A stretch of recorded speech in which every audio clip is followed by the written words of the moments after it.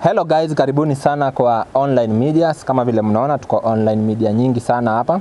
So guys, kuna story tulikuwa tumefanya ama kuna story ilifanywa na one of our colleague ya Kim. Mmeona Kim akitrend sana pale YouTube, Facebook, TikTok.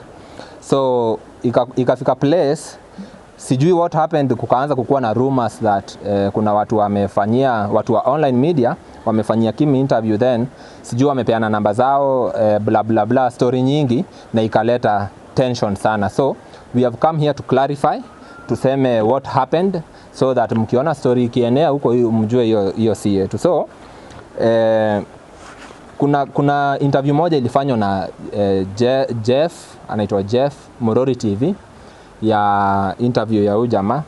Alikuwa anataka mtu atamsaidia na nini because anapitia, hata mkiona hapa penye tunasimama, sijui kama mnasikia movement ya water hapo hivyo chini, hiyo ni sewage mbaya sana, hata tunajikaza sana kupumua.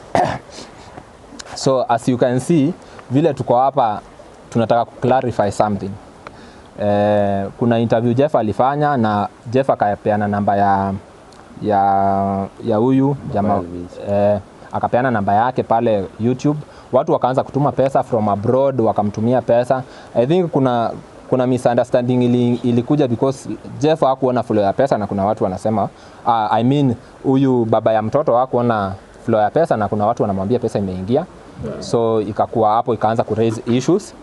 Then my sister hapa atajieleza, Cecilia, akakuja akafanya interview, but in the process ya interview baba ya mtoto akaanza kulia akisema pesa zake ni kama hazionekani. So I think utatuelezea hapo Cecilia, yeah, then you start from there ndio tujue what happened. Okay guys, naitwa Cecilia. Mimi ndio nilifanya interview ya Kim. Nilimpata na nikapata analia sana, na ndio as a content creator nikamwambia unaweza nipea hiyo interview uambie watu, juu alisema kuna watu walikuwa wamempigia that time ati pesa yake imepotea. Yeah. So vile unasikia kuna pesa ilikuwa imepotea, so tungependa as we speak now, kumekuwa na issue, hata imekuwa police case because kuna people who are threatening some of the content creators ama the YouTubers. Kuna sijui channel zao zinafanya wizi, vitu kama hizo, in which kuna I think kulikuwa na misunderstanding ya around 50,000. Yeah. Ikakuwa ati Jeff amechukua hiyo 50,000, sijui haijafikia my brother hapa.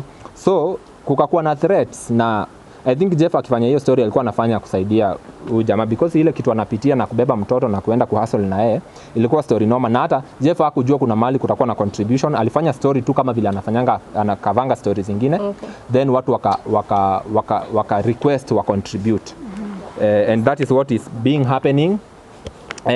Kuna story hata tumeupload pale Castro Media pia jana, na people wameitisha namba ya my brother hapa, wanasema wa contribute. Mwingine anataka kununua pampers, mwingine anataka kununua maziwa, so tukapin namba yake hapo. So watu wamekuwa wakimtumia pesa, alafu kuna bado ati sijui account yake ikaenda ikahakiwa zile pesa, ama M-Pesa yake ikakuwa high function. Yeah. So I think utatuambia what happened kwa hiyo sim card yako, ndio ikafanya wewe ukaanza kufeel ni kama pesa zako hazikufikii. So I think you will start from there. Yeah, kwa majina ni Joram Kemani. Venye mmesikia ni Baba Elvis, asanteni sana. Kuna issue ilikuwa tu kidogo but tumesolve. Juu wakati nilikuwa nafanyiwa, kuna interview tulikuwa tunafanya na watu wengine, saa mimi tukamalizana nao na wakaenda. Sasa ilifika pahali mimi nikaingia kwa nyumba, simu yangu saa hii inaisha moto kwa haraka. Sasa venye inaisha moto kwa haraka, mimi ni connect kwa charger. Kuconnect kwa charger mimi situmiangi simu ikiwa kwa moto, nikaacha iingie moto mpaka ifike percent yenye nataka ndio niitumie. Sasa wakati nilienda kuchukua simu, nilichukua simu na nikapata mstuko kwa simu, juu nilipata Jeff alikuwa ameniuliza swali na sikumjibu. I hope hapo niko na makosa, juu Jeff aliniuliza about saa hii venye tunaweza taka kukufanyia Kim, tunaweza taka kuona maendeleo kwako, umehama hapo, at least hadi mtoto wako safe pali muko, umbwa iwasumbui, siweji kama hii iwasumbui, mko pali safe. Sasa mimi sikumjibu, lakini sikufuata venye watu walikuwa wana comment, lakini pali nilipata Jeff amepin namba yake hapo. Venye nilipata Jeff amepin namba yake hapo, nikashindwa ni nini mbaya. Kushindwa ni nini mbaya? No, although alikuwa ameniuliza, mimi ndio sikurudisha message yake juu sasa simu ilikuwa kwa moto. Sasa venye mimi niliona hivyo, nilipatwa na mshtuko, nikashindwa what's wrong? Juu sasa Jeff ameweka namba yake. No, si kwa ubaya, juu Jeff alikuwa anataka kuonesha watu tunasonga mbele, aturudi nyuma. Sasa ilikuja ikafika pahali sasa mimi nikaona kwani nakuja kufanyiwa interview tena inarudi sasa inakuwa watu wananigeuka. Unaona? Juu kuna mwingine bado wamenifanyia interview, sijui mnamjua mzae hivi, tulikuwa tunaongea naye Kiswahili but sijui hadi yetu ja communicate na yeye na sijui venye kunaendelea, hata hajanipigia simu akaniambia venye kuko. Unaona, sasa hata pia wewe unaweza kuwa na hofu. Lakini brother, kuna kitu moja nitakwambia. Mtu anaweza fanya interview na aweke interview kwa channel yake, but it doesn't mean that kila interview kuna mtu atakutumia pesa. So kuna mtu anaweza weka content, amefanya tu interview, ameshare your story, lakini even a single person, hakuna mtu amejitokeza, maybe anaweza taka kukusupport na kipesa. That's why unaweza sikia mtu kama amenyamaza. That's why unaonanga sisi tukifanyia mtu interview, kama ni mtu anahitaji msaada, tunawekanga namba yake pale, because we don't follow ati sijui after the interview sijui umetumiwa na nani, sijui umefanyiwa nini.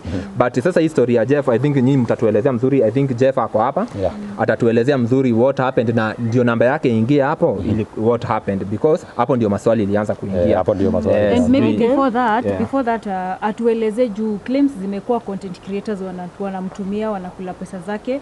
Before Jeff come in, because we have Jeff here, and tunataka utuambie Jeff alikula pesa yako kweli, because hiyo even ndivyo claims zimekuwa na ama kama si Jeff kuna mtu mwingine labda amekula hiyo pesa. Ama unajua kuna kitu moja mtu anafanyanga.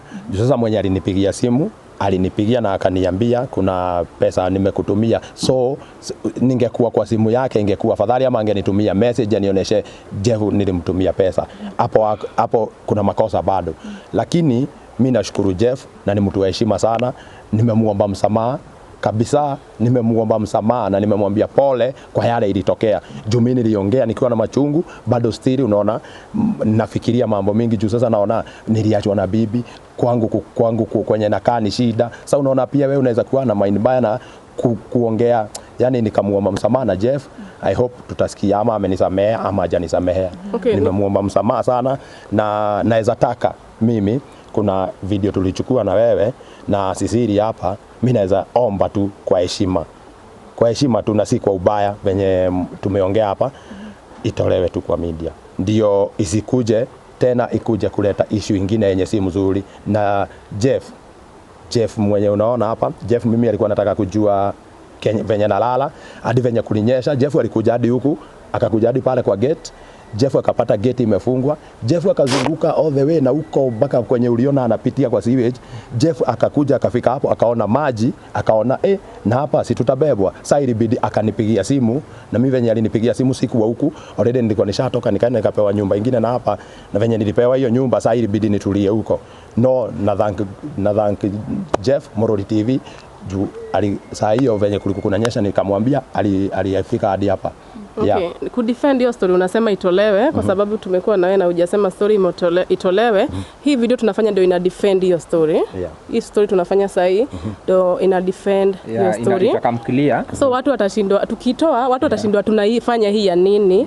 So ungesema mwanzo tuitoe kabla tujafanya hii. Sijui kama umenielewa. Lakini niko na swali moja. Kabla nikuje nikufanyie interview, ulikuwa umesaidika kwa Jeff? Jeff alikuwa amenisaidia sana. Si Jeff, fans wake walikuwa wamekusaidia sana. Ile issue ilikuja ni mambo na do. Juu sasa huyo mtu anani confuse akili yangu tena, hata wewe unaweza feel venye mimi niko. Tulikuwa na wewe na ninajua ulikuwa. Unaweza feel venye mimi niko that ati naambua hivi na venye naambua si hivyo.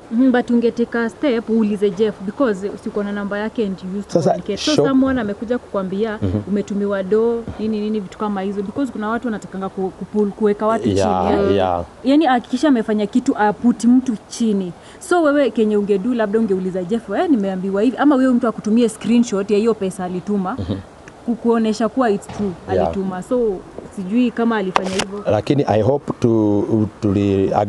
nilionyesha hadi Jeff hadi saa hii nimemuonesha, nikamwambia line yangu ilikuwa imehakiwa na Jeff ameumwa sana juu angekuja kwa line apate sina pesa, angetaka kujua sawa wakati tulifanya hii mambo yote kuliendaje, kulifikaje, pesa Kim hauna. Juza yeye mwenyewe ameona ni ukweli simu yangu ilikuwa imehakiwa na singepata do. Ningepata line yangu iko 00. I hope kuna wengine niliwapigia simu nikamwambia hadi niko Safaricom, post hivi nikiwa Safaricom wakiniangalilia line. Yeah. Okay, so kabla Jeff akuja atueleze, Jeff ni Morori TV, kabla akuja atueleze uko na plans gani kama ulikuwa umepewa pesa ya kuchange maisha yako? Mimi naweza taka maisha yangu ichange juu hadi Jeff nimemuonesha amount yenye niko nayo na niliweka hadi kwa group, na venye niliweka kwa group Jeff alifurahia sana na akaniambia afadhali hivyo nilikuja juu hizo pesa zingepotea, kungesemekana ni ukweli ni mimi nimekura. Na mimi namshukuru sana juu yani hadi nimemuomba msamaha. Pole sana Jeff, pole na unisamehe. Hakuna mwenye afanyangi makosa. Hadi mtoto anapiganga TV na kikombe na inakufa na uwezi uwa mtoto. Okay, yeah. Kwa hivyo Jeff hawezi kubali kuniua juu ya issue yenyewe. So Jeff anaweza kuja sasa atueleze from his side. Yeah. Okay. Jeff karibu at least tukusikie pia. Yeah. Na Jeff akikaribia, guys who are watching us from your homes, mumesikia hiyo story vile inaendelea, na hiyo ndio kitu inafanyanga we are afraid of posting someone's problems pale kwa channels zetu, because kuna watu wazuri sana Kenyans huwa wanasaidiana. Wakenya huwa wanasaidiana, especially wale watu wako abroad wanapenda kusaidia sana their own. So wakati una story ya mtu, wao wanatakanga wajue vile, na sasa sababu wewe ndio mwenye hiyo story wanataka wa direct vile wanaweza saidia huyo mtu. Na sasa hii ndio kitu inafanyanga we are afraid. Sitasema my brother hapa ameapologize na hiyo mambo imeenda ni kama inaisha, na Jeff I think sahi ako in good spirit, but Jeff hajalala usiku mzima. Tumekuwa tukicommunicate na yeye hadi jana hadi asubuhi, because there are some people who are threatening him about his channel, sijui kunaenda, sijui tutafanya, unaona. Na we have used a lot of money, a lot of resources kufika hapa penye tumefika, ndio tuone kama platform yetu inaweza saidia mtu. Before hiyo platform ifike ya kusaidia mtu, tumeenda gharama kubwa sana. So hizi ndio vitu zinafanyanga tuna take tahadhari ya kuair stories za mtu. Kuna story tulifanya mimi sasa, as for me, kuna story nilifanya ya mtu tu alikuwa na shida. Mwingine akani-DM akaniambia up to now ako hospitali ana need 1 million. Alijifungua like 3 months ago, twins, na ameshindwa kulipa bill, so wamemhold hospitali. Juu ya story nilikuwa nimefanya, but hiyo story nilikuwa nimefanya kitambo, so mtu akaangalia kwa platform, nika refresh hiyo story. So nikashindwa hii story yenye inaendelea sasa ya Jeff, mimi naweza enda nichukue mtu mwingine nifanye story yake, hiyo mambo ya Jeff inipate tena mimi, na mimi siwezi taka. So kuna mtu labda unaweza, kuna wale watu wamebarikiwa, unaweza taka kusaidia mtu, lakini huyo mtu mwenye anasaidiwa naye ikuwe labda expectations zake ziko juu sana, ana expect sasa umesha tumia platform, so pesa zinafaa kuflow, in which that is not the case. Kuna watu wengi sana ambao tuna air stories zao na hawapati msaada. Si lazima mtu, unajua kusaidia ni kwa roho. Mimi naweza kuja hapa hata nifanyie huyu jamaa interview na nimwachie hata kama 2,000, nimwambie nunulie mtoto pampers, hiyo haija solve anything. Kuna watu wanatakanga kuona wameshikilia mtu hadi ametoka mahali penye yako. So watu kama hao wanatakanga clear information, na watakangi kupeleko hivi. As we speak now, watu wenye walikuwa wameamua kusaidia huyu brother, kuna wengine hata leave that group because wameona there is no transparency, and I'm very sure wakiona hii video watajua what happened na pressure yenye ilikuwa na nini na hiyo simu vile ilikuwa na issues. So tungependa Jeff atuelezee his side of the story tukiendelea, si ndio? Nasimama hapa. Sawa, hapa ni sawa. Haya, unaweza simama hapa because of nini camera. Acha simame karibu na mimi. Yes, simama hapo. Sawa. Habari zenu wa Kenya walio hapa nchini na maybe wale walio nje ya nchi. Mimi kwa majina yangu najulikana kama Jeffa, niko hapa on behalf of Morori TV. Mimi ndo nilifanya story ya Kim, na first nilifanya kwa lugha ya Kikuyu. Na watu wengine wakuja comment wakasema you should do that story kwa lugha ya Kiswahili. Na kwa ile interview kama kawaida, zile interview zote tumefanya kwa Morori, tunekanga namba ya Morori kwa hii kona ya hapa juu, ndio wale watu nataka interview pia watupigie through that number. It's an Airtel number, but kwa namba ya mwenye tunafanyia charity tunekanga hapa tukiweka majina zake, which tulieka kwa namba ya Kim na tukaweka namba iko hapo baka saa hii. So after tulifanya story siku ya kwanza the same day kuna mama alinitumia 1000 kwa hiyo namba ya Airtel na nikapigia Kim na nikamwambia kuna mama alinituma 1000 kwa namba ya Airtel, sijai withdraw kwa Airtel but niko na 1000 yako, afadhali nikuje nikusort mimi nibaki nikijua venye nda withdraw hiyo Airtel cause tulichange namba ya Safaricom ndio ikue ya Airtel kwa sababu Airtel ndio mtu anakuanga na shida kutuma pesa. So after we did the story watu wa diaspora na watu wengi wakasema no to form group, na nikakuja hapa tukafanya another video ya Kiswahili, wakasema to form group. Before hata nifike home Kim had already formed a group ya WhatsApp. So the following day juu tulimalizana hapa jioni usiku nampigia tutengeneze group ya WhatsApp, akaniambia hata nilitengeneza immediate, nikamwambia then ni add na wase wakaanza kuingia, mimi nikaget link. Kim hajui kupata link kwa ile group, so nikaanza kushare link watu waingie kwa group. Wakati watu waliingia kwa group wakakuja wakasema now we need accountability ya pesa. Most of the charities si ufanya kwa Murori zinakuanga hivyo, watu nataka accountability. At first tulikuwa tuna disagree na Kim kwa sababu Kim hajaifanya project ingine na hajui how money is handled. So Kim was for the idea ya account. Nikamwambia Kim, account wale watu wanaweza deal na account ni wase wako Kenya peke yake, but wa majuu hawezi deal na pay bill. They are in a better position to do with M-Pesa. Na M-Pesa wanatakanga pia umtumie majina yako. So Kim wale alikuwa atumia majina akiwaambia anaitwa Joram Kimani Wangoi, walikuwa na shida ya kumtumia pesa. But mimi najua M-Pesa ya Kim inatoa Joram Wangoi. So wengine nilikuwa nawaambia no, it's not Joram Kimani Wangoi, it's Joram Wangoi. So after that wakasuggest now juu ile condition tuliona kwa Kim kuko, mnaona hapa ni kando ya mto, nyumba ya Kim ni ya mabati, security issues, nilikuwa nimechukua hivyo jia baka venye iko and all that, nilikuwa nimefanya tu kama ka documentary. So wakasema for security purposes and for accountability we need someone neutral badala ya Kim, kwa sababu saa hii hata ndio nilikuwa namuuliza tukakuja hapa akuje hapa onyeshwe gun, tunajua uko na do tufuadie hiyo do, itaenda tu hivyo na maybe wasa online hawataamini, watasema msana tupanga. So they decided we need a neutral person. Kwa hiyo group ukaangalia pale juu nilikuwa nimesema I might be busy because I'm doing other shows, so mkiona siongei sana mnaweza but endeleeni tukudiscuss, I'll join you along. Wakakuja wakasuggest wanahitaji mtu neutral for accountability ndio waweze kujua venye kujipanga venye naweza panga Kim. I called Kim. Then mmoja akakuja akasema I suggest Jeff kwa sababu tumejua Kim through Jeff. Wengine wakasema I've done these charity works with Jeff before, so I second it. So wase wakuja wakai second and all that. Timu yangu ya majuu nao nikawatumia link, nao wakaanza kuingia Kim kumpigia akaniambia kwa barabara, nikamwelezea it's like sijui kama Kim haku understand. So venye tulikaa na mtu wa kwanza akatuma 600 bob. Kwa kaa kidogo mimi nikaona nimetolewa admin. Nikashindwa kunaendaje. Kutoka hapo Kim hakuwa anashika simu, but kwa kuwa kuna ka issue. Sasa then that is I'm talking now about, is it juzi ama yesterday? Ni 2 days. Yeah. Sasa nikaona nimetolewa admin. Kuna nimetolewa admin, nikashindwa kunaendaje. Watu wakaanza kuuliza what's happening. Kim naye akakuja akasema hapana, hiyo namba imekuwa hapo, mimi sijui, yangu ni hii. And so if you're in such group utaona hapa ni kama kuna ka disagreement. But watu wanasema sisi, it's not Jeff mwenye alijichagua, ni sisi tuliappoint Jeff akuwe accountable. Wakaniambia tafuta namba yenye hautumii, si yako personal, yenye hautumii uweke pale ndio. Na nikaongea Kim nikamwambia what do I do, this is one of my charity number, hii namba kutoka leo ile ndio itaingia hapo, ndio kutolea statement at the end of the project uone yote. Kim haku understand hiyo cause anashindwa bona mtumie pesa yangu, you know, it's mimi namuelewa cause it's his first time. Sometimes tunakuanga na hiyo shida, but ukipata mtu anaelewa inakuanga smooth. Kim akaanza kusema mbona tusiweke pay bill, mbona tusiweke account. For him I understand watu wa US watakuwa na shida kumtumia pesa. So after we did all that, Kim bado ishi kazidi. Sasa then huyo akakuja wakafanya interview. Cecilia alikuja akafanya interview. Nikaona hiyo akisema watu wa media wamekula pesa yangu, watu wamekuja wanachukua. Na sasa venye na explain mimi naona maze umseni venye tu hanihitaji ni mimi. So nikaanza kushindwa mimi ni do gani nimekula.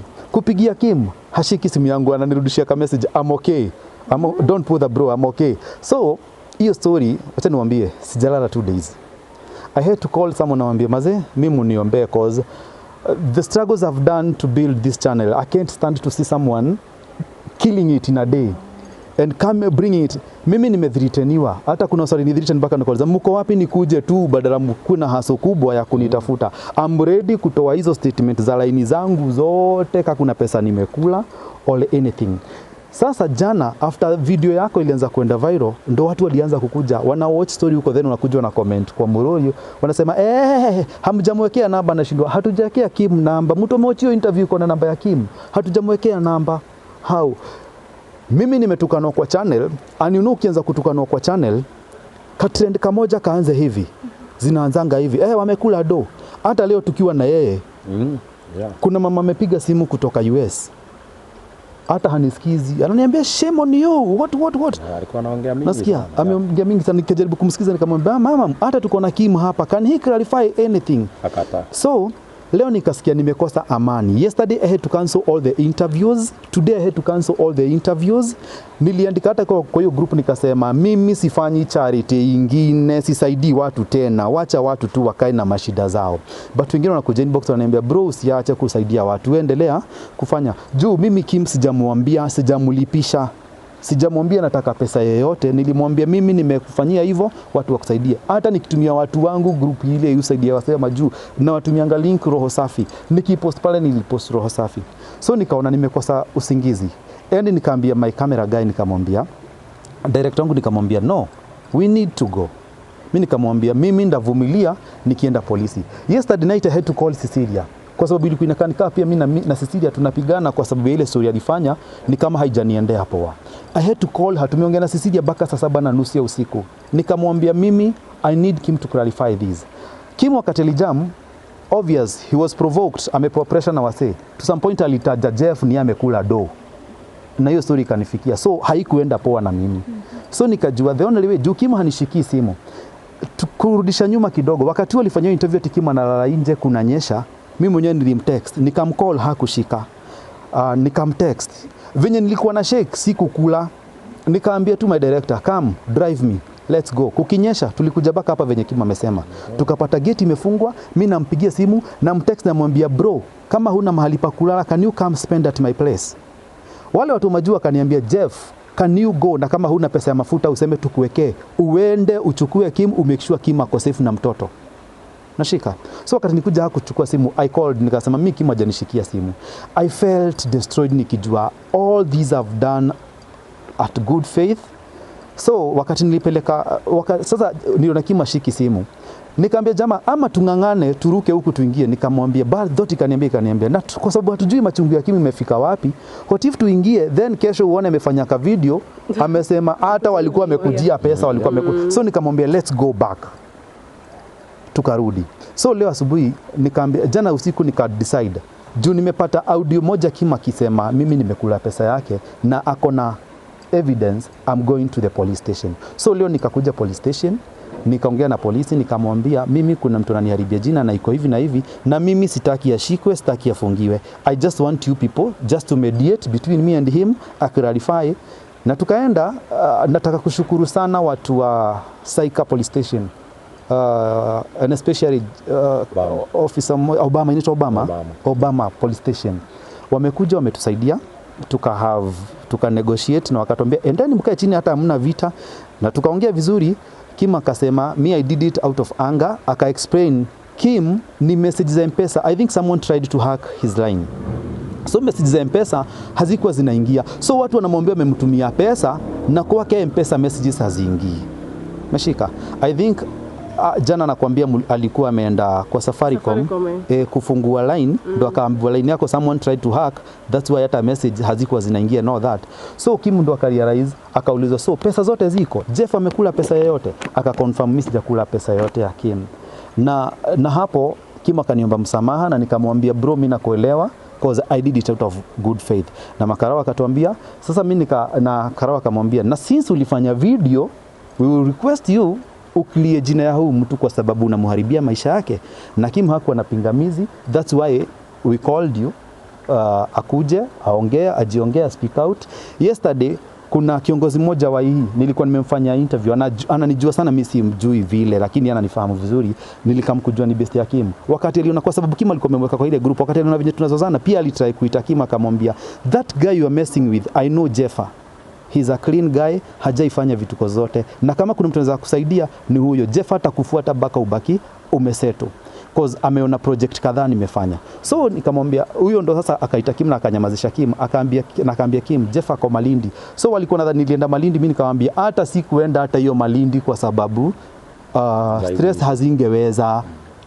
Acheki mimi jana nilikaa, hata nilikuwa naongea na my friend Waidimu Moshiri, namwambia mimi nasikia nikaa kuna panya zinatembea kwa tumbo ndani, juu nashindwa ni pesa gani nimekula.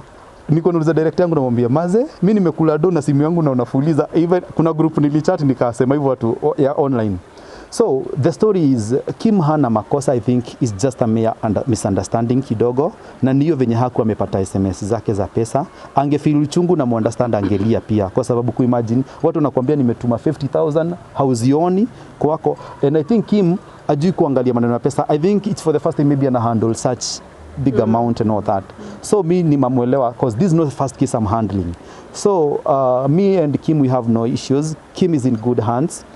Pesa ya Kim iko safe, ameconfirm hakuna hata bob imepotea, ameconfirm hakuna pesa yote imekuliwa. One thing I would urge wase wa online, if you ever see any story na ufeel maybe kuna kitu imeenda before, kabla ukimbie kutukanana, na that's why venye nilifanya interview yake ya kwanza ya Kikuyu. Niliambia wase, we are not here to discuss the wife, we are here because of the child, because mimi niko hapa juu ya mtoto. Families zo break, watu uko sana. Hata niliambia Kim, nikamwambia, hata leo nimemwambia Kim, nyinyi mkisikizana na wife, it's none of our business, murudiane tu na muendelee na maisha, ni maisha yenu. All we want is to see baby Elvis happy and living in a good family, and hakuna story ingine. The other thing I want to thank kila Mkenya yote na feel nataka kusimama na Kim. All easy channels najua watekea Kim namba yake hapa. Kuna wale wanauliza hii ni story aina gani. Kim aliachwa na wife yake na akaachwa mtoi wa 1 year and 3 months. Na Kim amekuwa akifanya kazi ya boda ambayo amekuwa akifanya nao mtoto, amekuwa akimweka kwa jacket. Kama hujaona hiyo story, that's why I'm saying this. Go watch that story. If you feel he's doing a noble job or he's doing better or good as a man. Nilikuja hapa nimewitness Kim akiosha mtoi. Kim is very clean by the way. Ameosha hii nyumba sana, ameosugua sufuria nikiwa hapa and all that. So he's doing, let's encourage him, let's support him. Atoke hata kwa hii nyumba ya mabati. If you feel mnataka kumjengea and all that, msiogope. Namba yenye itakuwa hapa ya Kim. Nita help Kim kumtumia hiyo link, awatumie. Ukimuitisha tu link ya WhatsApp group, akikupatia link, ingia kwa group, contribute, tumchangie. Wale mnapiga kelele, usipige kelele kama hujachangia Kim. Kama hujamnunulia pampers, tafadhali msaidie mnunulie pampa. Let's support this so that even our fellow men we can help even our fellow men to man up. Najua kuna watu wanakuja pale wanasema pia sisi tunachiangua watoi. Nimeona watu wengi sana tunachiangua watoi na tunalea, yes, but everything kuna kitu nakuanga na change. Kuna wanaume wamelana na hii, people have been complaining. Kim is a good example of a good man. And then I'm sure I'm in talk with the wife, so we hope things will be okay. Things will be okay. So not unless mko na swali lingine, mimi niko sawa, I'm at peace. Sasa nitakula vizuri, nitalala vizuri, na nashukuru kila mtu. Watu wa online, watu wa majuu, watu ya diaspora, thank you for the support you've accorded to hata kwa hizi online. Kama hujasubscribe kwa any of this channel, tafadhali make sure umesubscribe. Let's support our young youth. Wacheni tusaidiane, ni sawa? Na watu waniombee sana bibi yangu akuje.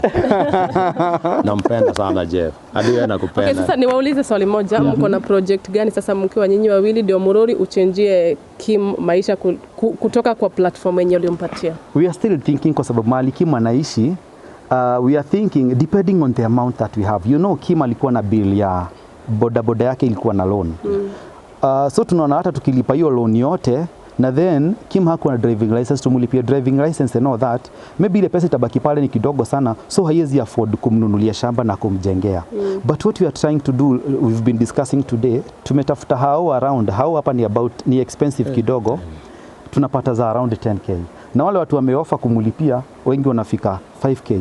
So tuna reason, wakimulipia mwezi moja, next month nani atamulipia?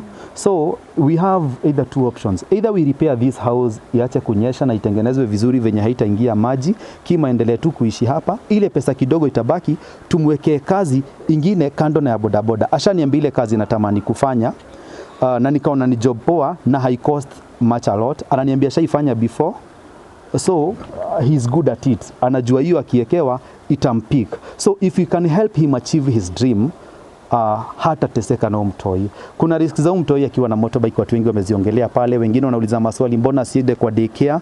I've also comfortable mtoi. Mtoi wake analia sana at time, hata kuwa na amani baka mahali yako.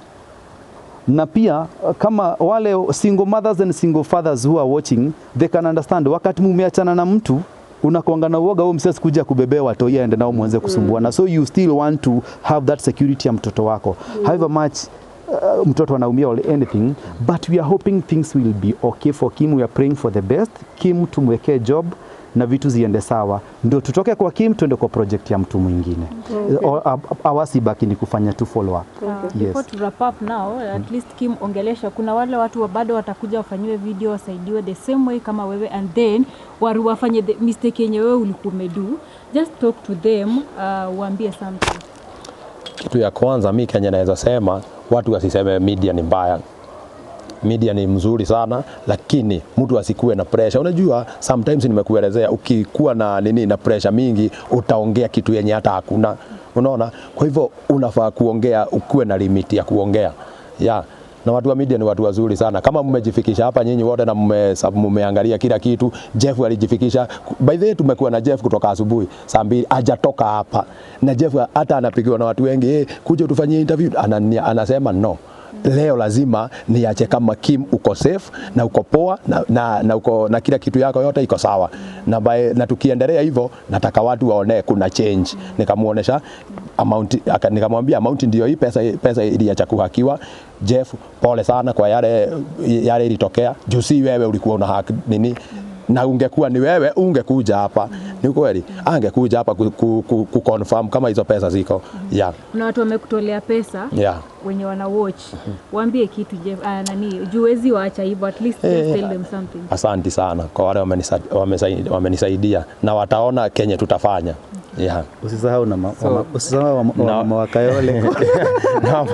Na pia mama wa Kayole Kona, nimewaombea sana. Juu uko Kona ukienda machungwa nini. By the way, kuna siku Jeff alinipatanga ghafla kama siku anatarajia. Alinipata pale na bag. Akapata bag, hii bag imebeba kila kitu, si matunda, si mboga, viazi ziko ndani, carrot, everything iko hapo ndani. Pia nawashukuru sana. Na mtu yake mbele na maombi. Na wale wanakupigia simu, John ndio walifanya tukafanya hii video na ikakuwa hii historia yote ikakuja. Wenye wanakupigia simu wanakuambia umetuma pesa na hawajatuma. Unaweza waambia nini? Kama hao, unajua sometimes unaweza kuwa umenitumia do ama hujatuma. Wewe unaona tu imekuletea Joram Kemani, no ijaleta. No, wewe unanitia hasira juu ya yenye niko nayo ya bibi yangu. Jumimi nasikia light imepungua, inaenda off sababu tuko nje. So charges zote zetu za lights zimeisha. So tutafungia tu hapo. Hivyo ndio media iko msoto. Hivyo ndio tuko, lakini Mungu atatubariki tu. Tungeweza kufanyia kwa nyumba because the house is so small.